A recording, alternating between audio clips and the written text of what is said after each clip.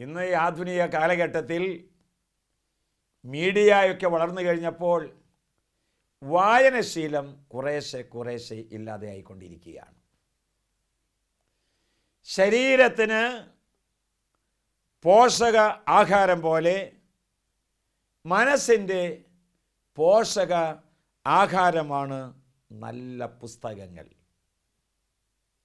വടിയെടുക്കാതെ കണ്ണുരുട്ടാതെ പഠിപ്പിക്കുന്ന അധ്യാപകരാണ് ഓരോ പുസ്തകങ്ങളും. വായന ജീവിതത്തെ പിടിച്ചുകുലുക്കും, മാറ്റിമറിക്കും. ഒരാഴ്ചയിൽ ഒരു പുസ്തകം വായിക്കുന്ന ചില കർമ്മധീരന്മാരെ കണ്ടിട്ടുണ്ട്. അവർ ലോകത്തിന് പുതിയ ഉൾക്കാഴ്ചകൾ നൽകുകയാണ്. ചീത്ത പുസ്തകങ്ങൾ, വിശുദ്ധനായ ചാവറ പിതാവ് പറയുന്നു, വൈക്കോലിൽ തീ സൂക്ഷിക്കുന്നത് പോലെയാണ്.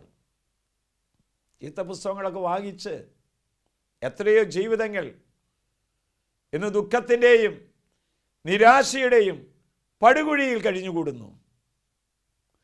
മൂല്യാധിഷ്ഠിതമായ പുസ്തകങ്ങൾ, കഥകൾ, മഹാന്മാരുടെ ജീവചരിത്രം, വിശുദ്ധരുടെ ജീവചരിത്രം, ജീവിതത്തിൽ വിജയിച്ചു വരുന്നവരുടെ പ്രചോദനാത്മകമായ പുസ്തകങ്ങൾ, എഴുത്തുകൾ വായിക്കുക, അത് ശീലമാക്കുക. വായനയിലൂടെയാണ് അറിവ് വർദ്ധിക്കുന്നത്.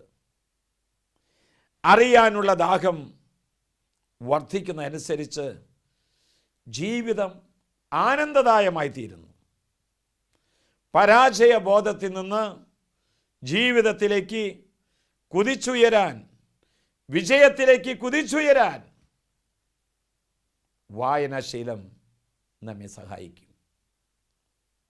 ഒരു മാസത്തിൽ ഒരു പുസ്തകമെങ്കിലും വായിക്കാമെന്ന് സഹോദര, സഹോദരി, നിനക്ക് തീരുമാനമെടുക്കാൻ കഴിയുമോ?